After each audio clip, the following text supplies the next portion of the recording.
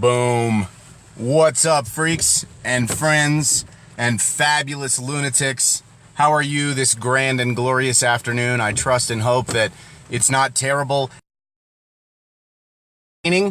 which is a beautiful sound.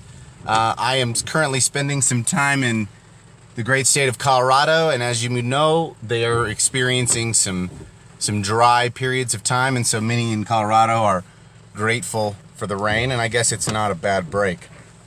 I generally don't prefer the rain just because I don't like it. I think it gets in the way. It inhibits a lot of the stuff I like to do outside. At the same time, I can see the value in it.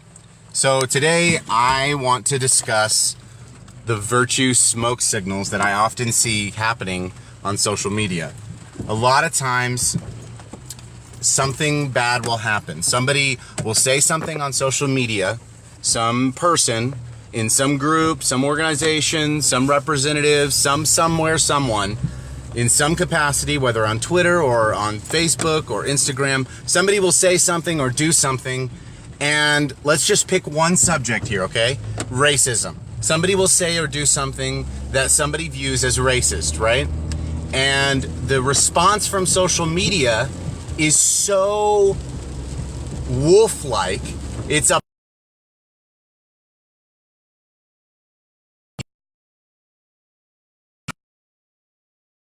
views, which is okay. That's good. Attack a view, right? You should attack views. If somebody's got a poor viewpoint according to your worldview or according to what you view as normal or rational or whatever, well, it's okay to share that with them. You know, I think your view is disadvantageous to healthy living. Can you help me understand why you view what you view and how you view it?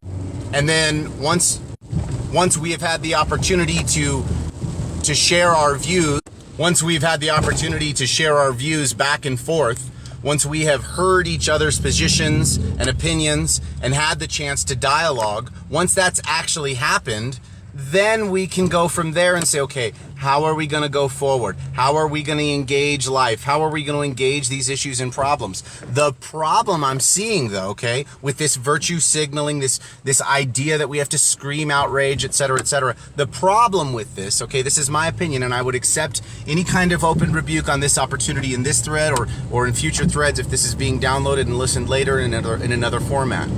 My question would be, or my struggle would be, is you're not having any of that dialogue.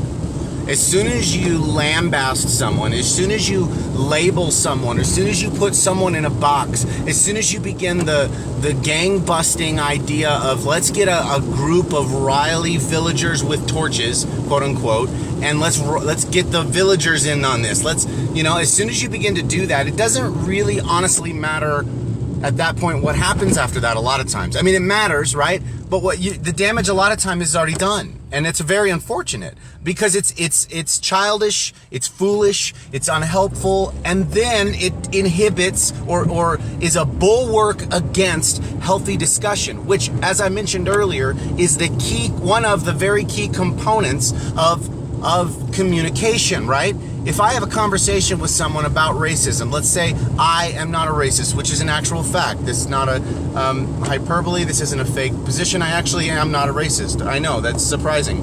But if I was to meet someone who is a racist, a lot of people's first response, immediate response, is let's punch them, or let's lambast them, or let's publicly broadcast them. That's fine, I guess. Okay, if that's what you want to do, that's your prerogative. I personally would rather sit down with that individual, right? I want to hear his views. I want to hear why he says what he says. And then I would love the opportunity, if he'd be willing to engage in some dialogue, for him to hear my positions and why I do believe that black people and white people are actually the same. And I do believe that people from different cultures are actually beautiful, and those things are legitimate. I want him to hear my position as much as I want to hear his position. And at the end of that dialogue, then we can decide, well, you know what? It seems as though you're really not even interested in dialogue or changing your position, so I'm going to go. We're going to part ways. Thank you. Have a good day.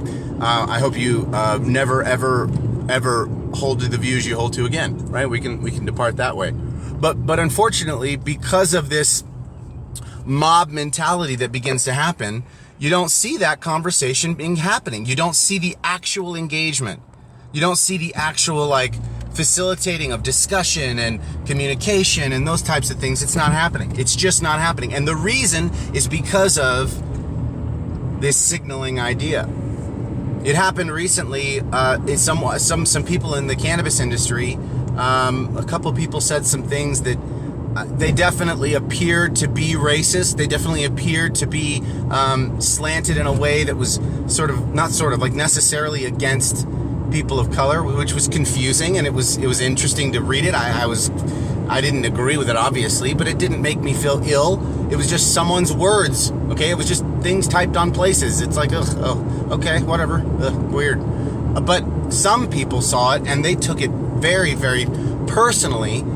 They were white, by the way, the persons that took it personally, which I found to be intriguing. But the persons that took it so personally, they took screenshots of this interaction and decided that they needed to publicly post these things and say all of these things. And everybody, if you're friends with this person, after today, I'm unfriending you. It's like, this is ridiculous. This is ridiculous. Was what that person said wrong? Yeah.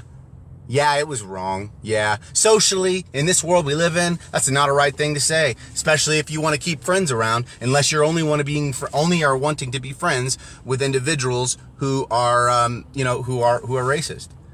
But look here, racism is not the issue. Remember, this is not about racism in this whole podcast. This is about virtue smoke signals. People who make false claims of moral superiority while maintaining a blissful ignorance of personal responsibility.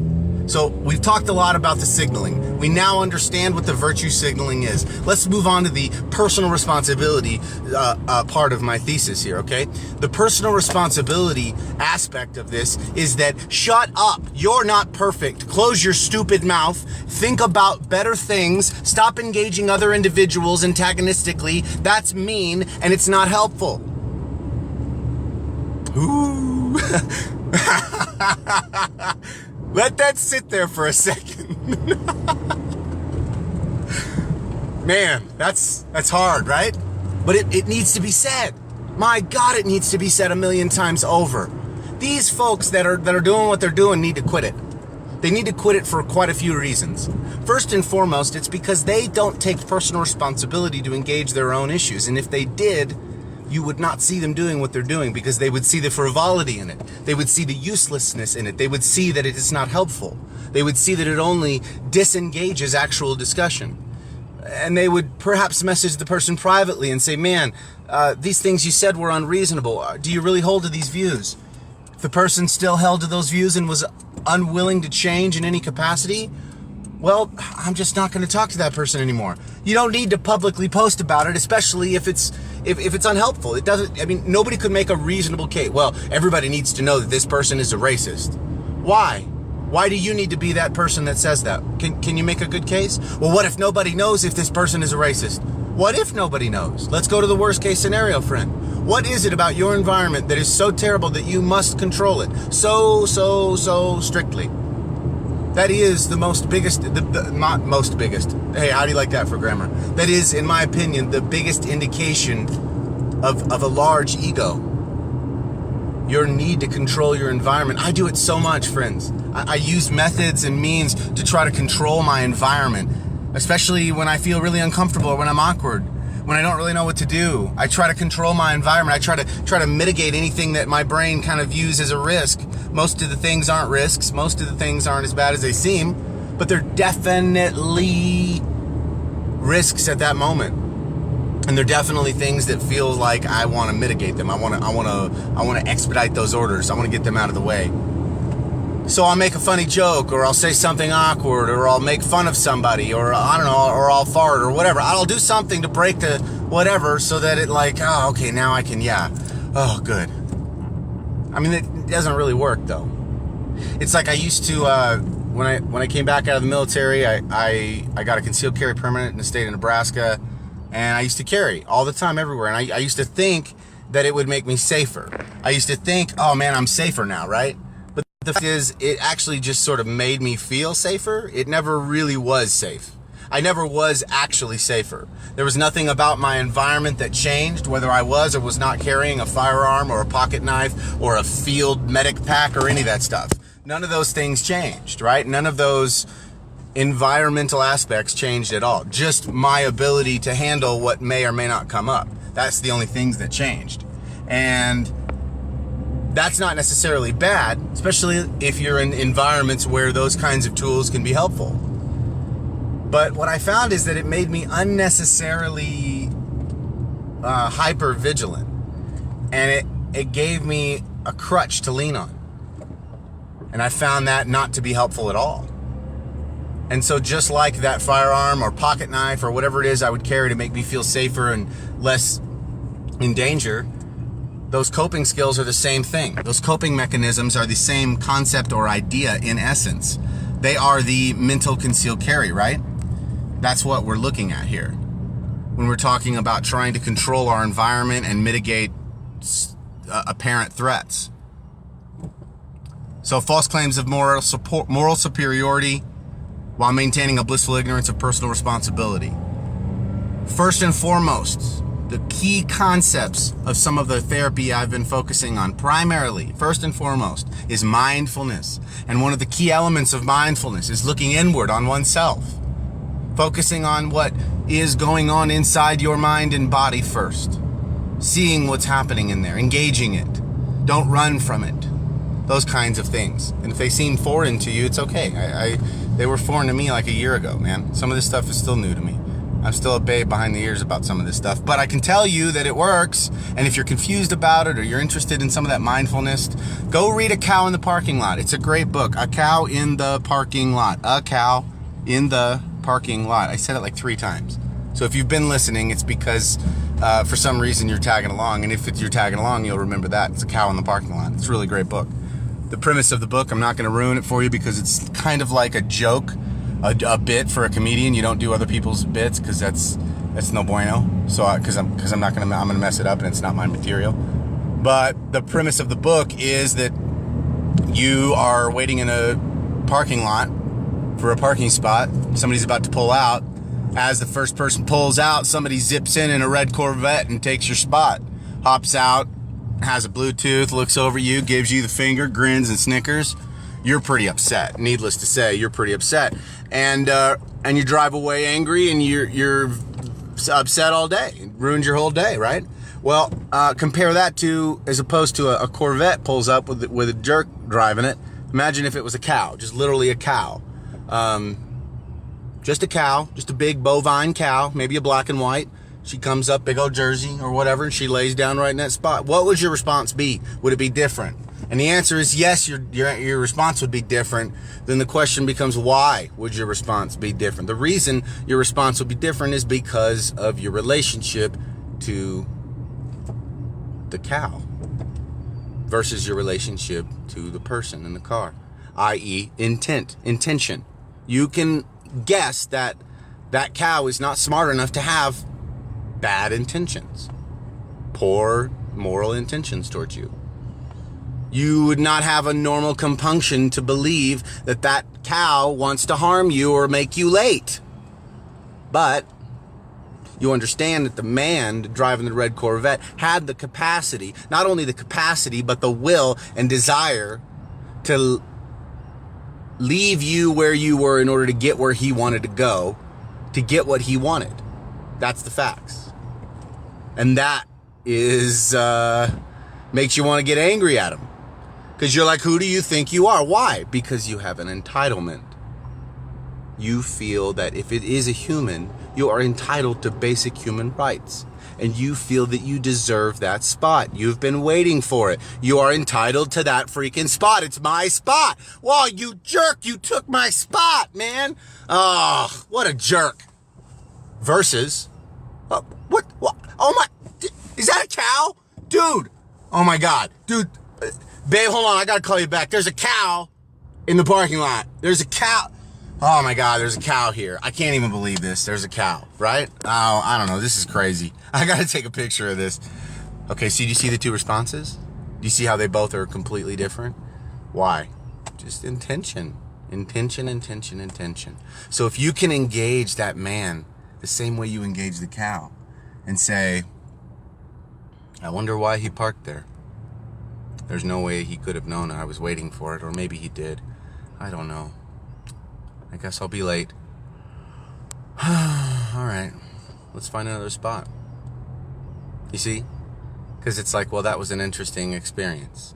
It's not bad or good. It was interesting.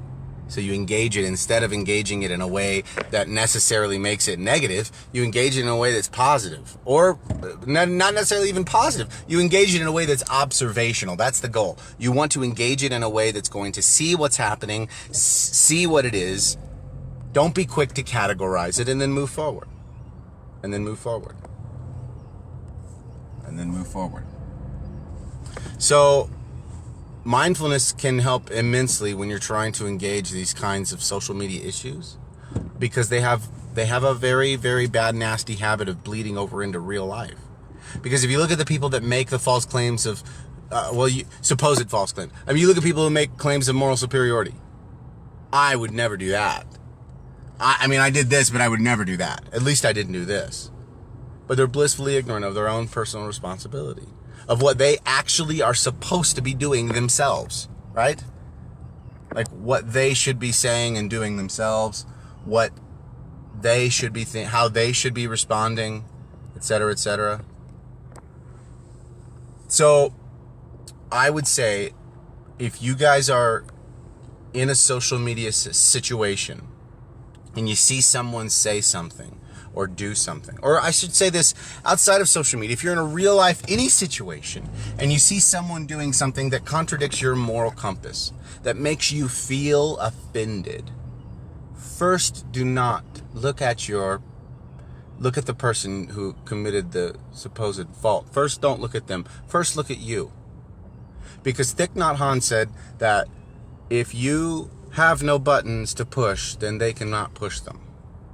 So the goal is not to, how do I deal with the fact that people push my buttons? That sucks. How do I deal with that? That's not the issue. The issue is, why do you have buttons to push? Why? Why is that something that you have? That doesn't seem helpful. Why would you want to? Well, you don't understand. I was raised, and my mom, and the army, and the war. Shut up. I love you, but shut up. Don't, just stop it. That's foolish. You know it's foolish. Those are excuses to behave in a way that you want to behave in. And for some reason, sometimes, a lot of times, your brain says, this is the safest way to be. Ah! And that's bull crap, yo. It's not true at all. Panic and anxiety is not the best way to be. But your brain is a liar sometimes. Your brain is a sneaky little rat. It wants safety, like a little baby. So, a lot of people, they give it what it wants. Booze, loneliness, bars, friends, sex, money, drugs, whatever. They give it whatever it wants, whenever it wants it, however it wants it. Thankfully, a lot of people were raised in an environment where certain kinds of behaviors that are disadvantageous to continuing life are not as common. But other people live in cities where mom and dad don't give a crap about them. Drugs were common, violence, poor, lower income, those kinds of things. I mean, those kinds of folks have it already hard to deal with life as it is. And on top of that, mentally, they've been given no muscles, man. They're weak little babies in their brains at 20 or 30 years old. It's just terrible. Suicidality is one of the biggest occurrent, like when young 20 to 30 year olds come in to mental health clinics, the biggest thing that they're coming in for is chronic depression or suicidality. That says so much. And that's white and black, poor and rich. Why? Because we are disconnected so much from the way our body behaves in relationship to our brain and the way that our brain communicates with ourself. I know, I just made a delineation between self and brain, and that's a difficult thing for some people to agree with. But look, I want to be healthy and not controlled by my symptoms, and my brain is a whiny little baby that wants to just sit and watch South Park in my underwear all day, right? I mean, that's just what my brain really truly wants to do. Just sit around on my butt, do nothing.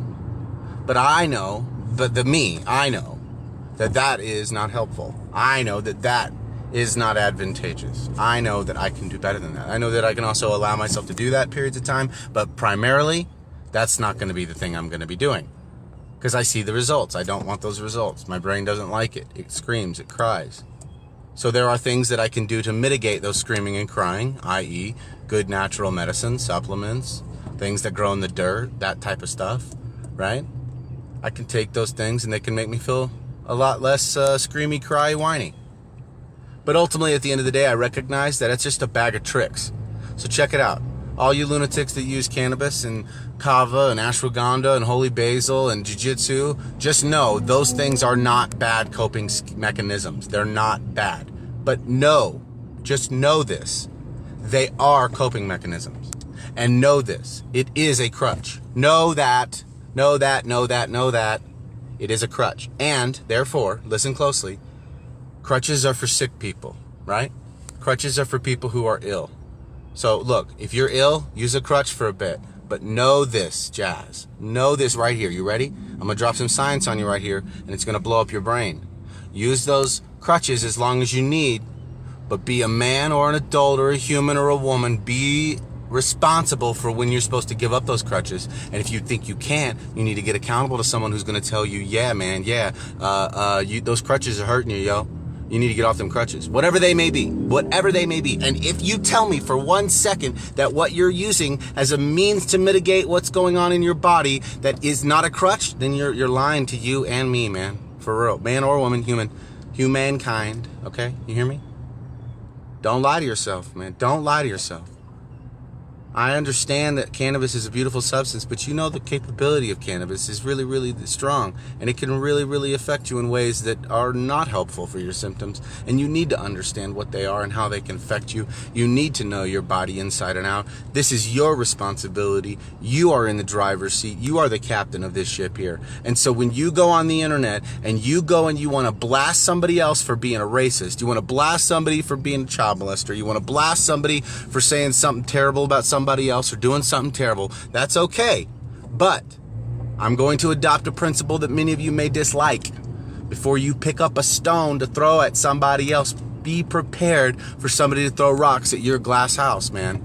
Okay? Be prepared. And that's part of the analogy I used for a while, and I still believe very strongly, is the glass house mentality. If you live in a glass house, you got no skeletons to hide. You can't lie to your homies when your homies say, can I come through? I'm busy. I got stuff to do. Well, actually, I see you right there. You're just kind of crying in the corner. The glass house, in contrast to the stark farmhouse in the middle of nowhere, right? Think about that farmhouse. Who knows what lives in that house? It's been abandoned for years. Snakes and bugs and birds and what have you. Rats, probably. You could definitely hide in there. Probably nasty things living in it, but a glass house is see-through, man. Glass house is much more transparent, much more able to acutely address problems, right? If you've got a draft and it's the middle of winter and you've got a glass house, it'll be a lot easier to see where that draft is coming from. You could even keep it cleaner and easier because people are going to be seeing it all the time. So these are just analogies, right? So don't freak out. I don't think you're an actual house. I don't think you're made of glass. Calm down. I do, however, think that it's really, really helpful to be aware of what we're saying, how we're saying it, and when we're saying it. Also, okay, so I've came down pretty hard on the folks that call out people, right, during this podcast. But here's what I'm going to do. I'm going to go pretty hard on the people that are getting called out. Okay, so here it goes. Everybody's like, yeah, but what about them? They're being racist, Tim. They're doing this, Tim. They're doing that. What about them? Okay, here it goes. You ready?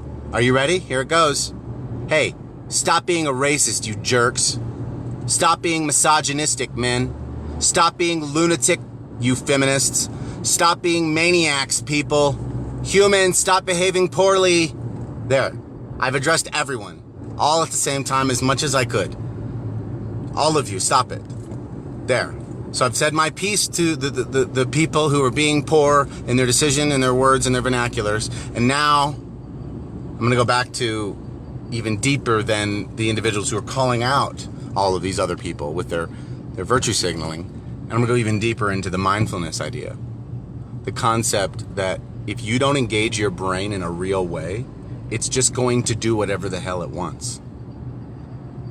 I'm telling you, it's like a puppy or a 5-year-old, if it wants to be told what to do, it wants to be told no, it wants a collar, it wants borders, it wants to be told, you're not going to do that right now. That's not what we're going to do right now.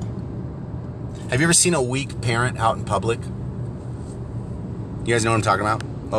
Okay, I don't want to touch on any too sensitive nerves. How about a weak pet owner, right? A weak dog handler that you see their dog, definitely not doing what it's supposed to do, not listening, not behaving, acting like a jerk, etc., etc. And the owner is like, stop it. And that's the pet owner or the child owner, whichever one, guys, really.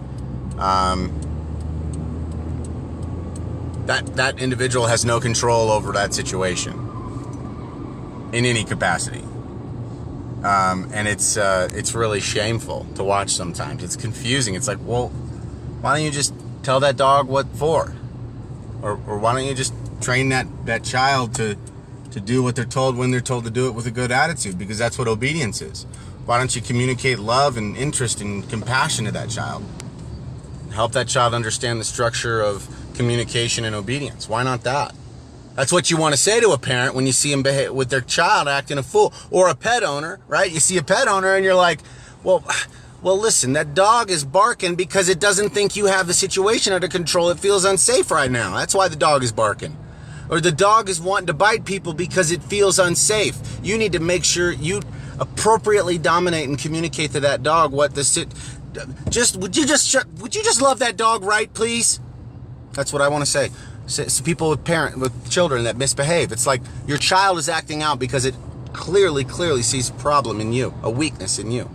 Dominate and love that child in the appropriate amounts. Not dominate as in like a dog, okay? Oh my God, everybody's gonna freak out now. What I'm trying to say is communicate love to that child in a way that doesn't allow that child to act out in inappropriate ways. I mean, like, for instance, I'm stumbling here because I didn't expect to discuss this subject, but I'm glad it came up. So, like, if I'm out in public and I've got my kids with me, they understand there's a standard of behavior that's appropriate. And they understand it not because I shouted at them when they misbehave. They understand it because before we left for the store, for a week, a month, a year, whatever, we trained them. We taught them. See, that's something that I guess I don't see happening, or I don't hear a lot about. Teaching your children before you do things. People are like, I don't know why Jimmy won't sit down. Jimmy won't sit down during class because you have not appropriately taught or trained Jimmy why it's important to sit down when he's told. That means that it is something you need to do differently, not Jimmy. Jimmy does not seem to be the issue or the problem here. Jimmy really isn't the focus. Really, actually, honestly, it's your poor training. And maybe it's just a lack of knowledge, right? That's okay. Here's your chance, though. The next time you're with your kid, and you're at home and you're not doing anything, I dare you to sit down with your kid. Just sit down with your kid for like 5 minutes and just be like, hey, I love you. Why? No reason. I don't got any reason I love you, and I don't got any reason to not love you. You're just you, and I love you. Right? And then say, stand up. If he's sitting down, right? And then he'll kind of look at you funny. Okay. And he stands up and say, good job. I love you. Oh, I love you too. All right, sit down. What? Please sit down. What? No, please sit down. Okay. And he sits down. Oh, good job, man. I love you. All right, stand up. What? No, please don't talk back. Stand up. Okay, yes, sir. Stand up. I love you. All right, I love you too, man. All right, sit down. And that's simple. That's easy. You're reinforcing love and communication to that kid, but at the same time, you're necessarily telling that kid, hey, man, like I'm the boss. Like, I love you, but you need to obey. Please do what you're told. I love you. It's important. I would never tell you to do something that would hurt you or harm you. I'm here to help you, right? Oh man, my dad loves me. How do you know? Because he tells me no. Because he doesn't just let me go crazy. He doesn't just let me wow out. I've heard from kids in homes, in like child homes where they like children's like foster homes, and they said, what would the one thing you wanted from in life or from your parents? Just to be told no. Just to know that if I would have acted out, someone would have given me some attention. Someone would have given me some love or some I don't know, some compassion or something. That would have been amazing, right? That would have been what they needed. And I see in our relationship to either God, or if you're not into God, if you're an atheist, or if you're another religion, your relationship to the universe or to your creator or to the earth or to those around you. I relate to my creator in that sense that I know that I am not the center of the universe. I know that I am not it. I know that it's not just me, right? I'm not alone here. And that gives me the confidence to be able to trust that if I take a step and I don't know where it's going or I don't know what it's going to do, I'm going to be okay. I'm going to be able to handle what life throws at me, and I'm going to be all right. And that confidence came, all that stuff I'm saying, that confidence, it came from my parents telling me no. My mom and dad regularly told me, no, son, you cannot do that. Why not? I love you, but right now I can't tell you why not, but I need you to trust that you cannot do that right now, okay? Dude, that would bother me so much. But why though? All I was trying to do was control my environment. But why? But why though? Well, son, right now you don't need to necessarily understand why. I love you. That's what my dad would tell me all the time. I love you. But right now, son, I can't, no. Or if he did, no, you cannot do that because it's inappropriate. Or, but why? How is it inappropriate? How? And that's not all right, man. Because I'm just trying to control. I'm trying to reason my way back into doing what I wanted to do. And I can see that now, 30, 35, 34, 35 years old now. I can see that. I can see that as a fact, right? So what does this have to do with virtue signaling? What in the world does that have to do with virtue signaling? It's about self-responsibility. Look at your motivations before you call somebody out. Look at your why. Look at your reason. Before you share some post that's about outrage at some business or some person or something or some post or some quote or some friggin' politician, before you share it, think about why. Think about why, please. Why? Why do I share this? Why is? Well, because I think folks need to know. But why do they need to know? Because, Tim, if they don't know, then bad things will, with the terrorists, the bad stuff. If I don't, nah, you're wrong. You're being selfish. You're not even really concerned about the so-called supposed outrage. You just want the attention. Attention. That's what you want. Attention. You want attention. You're seeking interest. And that's not bad. I want attention. I like attention. I'm me. If you know me, if you've ever spent any amount of time around me, I like attention. I'm down with that. But the thing is to remember is that, like, you just become a part of that system when you just share stuff without thinking about it. You become a part of that system that helps propagate what actually isn't real and true, or what doesn't help society. You help communicate, I guess it would be considered negative stuff when you're not aware of what you're doing, when you're not thinking about what you're saying. Why should I share this video about this person who said something bad about a cop, or said something dumb about her dog, or did something funny at a restaurant, or hit somebody here, or said something? Why should I share that? Why should I share that? Ask yourself that question. It's so very helpful. Personal responsibility can change your freaking life. Engaging in that crappy place in your brain that you don't want to be in is exactly what you need to do. You need to go somewhere and intentionally inflict or experience discomfort. How about a sauna, 170 degrees, 25 minutes. Sit in there with your hands in your lap and don't move. Listen to nothing, speak to no one, and don't move. Experience that. Just experience that, engage that. Why? Because your brain will go to places that the you doesn't want to go. And that is evidence for the differentiation between the you and the brain, right? Your brain wants to control and mitigate difficulties and run from risk and engage with loving, kind, fluffy bunnies in the cloudy skies with marshmallows and cotton candy. That's what your brain wants. Easy peasy. Super duper easy. That's what it wants. But you know that you do better when you engage life with a vigor. You know that you do better when you live life to the fullest. And that's not just a freaking Nike quote. That's a legitimate thing that you can do. That's a legitimate thing that you can do. All this stuff that I'm saying is all from books that I've read and experiences I've personally had. And I can tell you where I've applied these legitimate practices I'm sort of talking about. I've put them into practice, and I can show you where they work or how they help. It's scary though. It's scary, and here's how it's scary, because at any minute I feel like the other foot is gonna fall and everybody around me is gonna realize what a dirtbag I am, because I still feel pretty poor a lot of times. Not financially. I feel crappy a lot of times. So when y'all hear me or see me talk about stuff, man, it's real. Every freaking day. Every day of my life I fight with difficult thoughts. I struggle with engaging this disgusting brain I have, right? I live with what I've done, what I've seen, where I've gone. But I try not to time travel too much in that regard. I try to sort of focus a lot of my attention on right now, because this is what's happening right now. A lot of folks I've seen spend a significant amount of time in the past or in the future. They're what I call time travelers, man. I know it sounds really psychedelic and trippy, and that's why I picked it, because I like to be a little bit obnoxious sometimes. They time travel. They look too far into the future, so much that they actually dislike the now. I heard recently from someone that I really care about, I just don't remember the last time I was happy.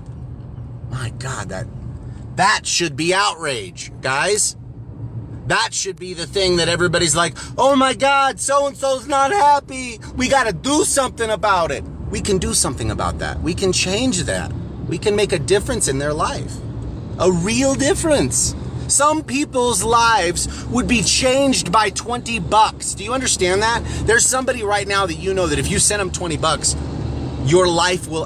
their lives will actually be changed for the better forever. I'm not saying everybody. Some people will piss it away. That's fine. It's really not about the $20. Some people's lives would be changed if you send them a message every day telling them what you appreciate about them. Some people's lives would be changed for the better, and they would be able to more effectively have the tools to fight against suicidality and depression, which currently something like 60% of the freaking world is facing or something. I don't know. Those numbers are a bit conflated. The point is less about the numbers, but it's like, why are we okay with outrage about supposed racism and supposed feminism and supposed misogyny and misandry and all these things? Okay, yeah. Shh. When's the last time you asked your mom how she's doing in her head? When's the last time you looked somebody right in the eye and said, man, I'm so glad you're a part of my life? And then just smiled and gave him a hug and walked away. When's the last time you did that? Really? Because if you haven't, that should be the outrage you're making crap about. If you haven't done that, then that should be the outrage.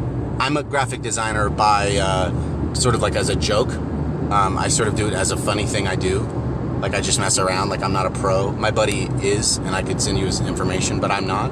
But I mess around. But you know what I could do? I would love to make a graphic for you every single day that is outrage about something you've experienced in your life that's legitimate outrage and not this fictitious, made-up virtue smoke signaling. Please, I would love to. Send me a message. It would give me pleasure, right? Because that would be real life. That would mean that I'm actually engaging life in a way that is right now. I'm not traveling in time all the time. Most people are unhappy as a result of their life and their method of living. The way that they engage life makes them unhappy.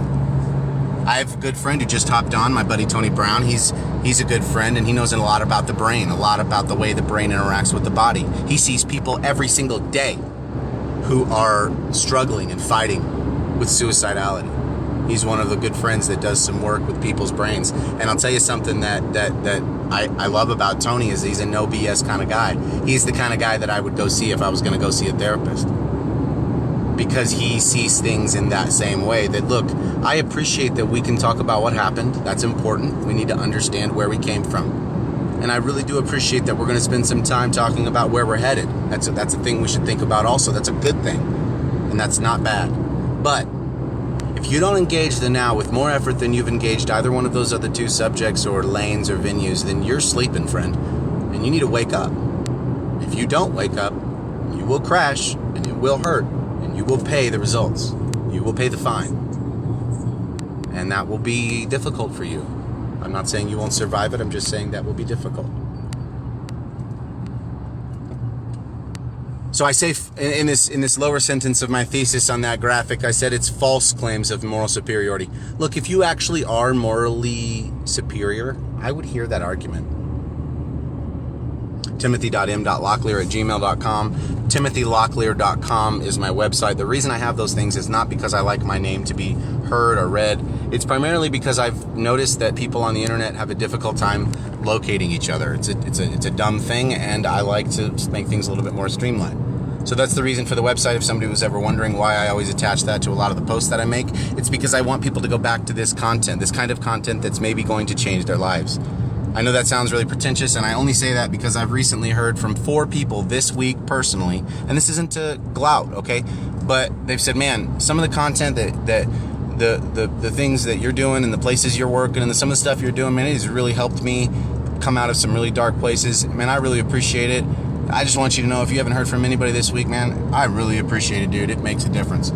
That kind of stuff changes my life because, dude, half the time, a dude or duet or a dot or whatever pronoun you prefer, a lot of the stuff that I do, man, it's just me communicating. It's just me dumping out. It's just me intimating things I see about this social media garbage or about this outrage or that. I mean, these are things I'm seeing and avoiding and ignoring and blocking and unfollowing because it's just, it's worthless. It's worthless. Do you know why? You know how I know it's worthless? Because you don't really hear about it. You just see it. I can't tell you the last time I saw somebody share something on Facebook that was outrageous, and then I heard about it later in a conversation. It was like, oh, well, that's not a real thing then, huh? That wasn't a real outrage. You just shared that thing. 4,000 likes, and Jesus will bless me. That's what I equate all that crap to. It's exactly what it is. It's like, it's like if you don't share this, 10 people will get polio and a dog will die. It's like, well, no, maybe if I don't share this, you won't get the likes and shares that you're looking for in your dopamine ducts. Maybe. Or maybe you should look for acceptance elsewhere. Maybe you should look for engagements in ways that do not harm your body, mind, or soul, but instead benefit yours and those around you. Because these things are already really, really hard that we're doing. This whole life stuff here, this is a challenge. And it's already difficult. There's absolutely no sense at all in making it even more challenging and difficult. Already hard. Don't make it harder by opening your social media mouth when you don't need to. I know that sounds a little bit harsh, but it's truthful. That's what I'm trying to say. I need to share less. I need to talk to people more. Make a phone call. Okay, so that's the challenge. Make a phone call today to someone you have not spoken to this month. That's not hard. Call someone and say, hey, words to you, to me, from us. Here's some words. Why? Well, because if you call them, it makes it a big difference. Sending them a message on Facebook is okay, but it's also easy and lazy. And maybe it's better if you don't do that. Maybe it's better instead if you call them. Just call. Hey, how you doing? How you doing there, huh? You doing okay? Huh? Yeah? I mean, probably don't say it that way. Because if you said it that way, I would probably think you're being patronizing. Listen, guys, I really care about all of you. I know that seems impossible. There's I looked at my friends list and there's 4,800 of you. And some of them have been following these podcasts and some of them haven't. And I really appreciate it. The reason I appreciate it is that it feels like it gives arms and legs to the idea that you're not alone. When you guys hear these words from me, it can hopefully feel a little bit like a conversation, like you're having a talk with a friend. Hopefully. That's the goal here, okay? And if you dig this, if you like this, then you could send me an email and you can let me know how much you like it. Timothy.m.locklear@gmail.com. I would appreciate it. I know that an email seems weird, but it's a format that takes an extra step, which means you really intend to do it. I appreciate those kinds of words, and maybe you should consider finding someone else's email address and doing the same thing. Just because it can help. It's sort of like a phone call. It's like an inconvenient way to say hi to somebody that shows them, man, that person went out of their way to really show me some love. That's awesome. Last but not least, guys, if you're interested in service dogs or anything related to dogs, go to boristheservicedog.com. The reason for that website is very simple. I think service dogs can help a lot of people that are struggling with mental and physical issues, and service dogs should be trained appropriately, correctly, and effectively by professionals, because that's really what helps dogs trigger and respond the best to their symptoms. Second or third, and most importantly, sometimes I think, is veteransfornaturalrights.org. That's an organization that I work for, and they're amazing. They're stupendous. They're glorious, and here's why. Because they believe everything that I just said should be applied to veterans. Natural medicine, communication, mindfulness, engagement of the physical body, etc., etc., etc. These things are essential components to health and healing, and they will be the keys that will unlock the symptoms related to PTSD. The website for John Kentonaire is timothylocklear.com. The email is timothy.m.locklear@gmail.com. And you guys are amazing. I really appreciate that. Last but not least, please share this video. I know it seems crazy, but if you share it, it actually helps other people see it, which means that perhaps some of this content that perhaps has helped you could in some way help somebody else. That's really the intention here, not about monetization. Later down the road, we're going to have some stuff available to buy, to sell, trade, just so that you guys can have it. It's not branded with my name. It's actually probably going to be Veterans for Natural Rights stuff, and the goal there would just be to help support veterans. Taking these veterans on hikes costs money. I know that seems crazy, but it takes gas, it takes resources, it takes time, it takes effort, and we want to make sure that anybody that helps us that normally is compensated for what they help people for, we want to make sure that they are appropriately compensated if we can, right? So we want to help people out, we want to do those kinds of things. Yoga costs money, therapy costs money, supplements cost money. If you're in a state where it's legal, cannabis costs money. All these things cost money. And so we want to take the money that is in the hands of people that want to help and put it in the hands of people that have products that we can then take and put in the hands of veterans who need the help. I hope you followed that tracing right there. It was A, B, C, D, E, F, G. All right. Last but not least, my wife is listening. I see Jennifer. I love you. Girls, if you're listening, I love you. I'm away from my family right now, guys. So some of this stuff that you're hearing me talk about is related to direct necessity. Do you understand what that means? It means that right now I need these things. These symptom management tools are actually what I need, okay? Because I love my family and I miss them, but I'm here doing what needs to be done. For more information about that, you can actually go to innatepath.org, or you can also check out the Knowing Body Center here in Lakewood. Or just send me a message. I'll tell you what I'm doing here in Colorado. Love you guys. You're beautiful. Thank you so much. I forgot one last thing. Hey, listen, if you're thinking about hurting yourself or somebody else, please don't. You matter. Somebody really gives a crap about you today. So I hope that you take that to heart and don't hurt yourself. Love you guys.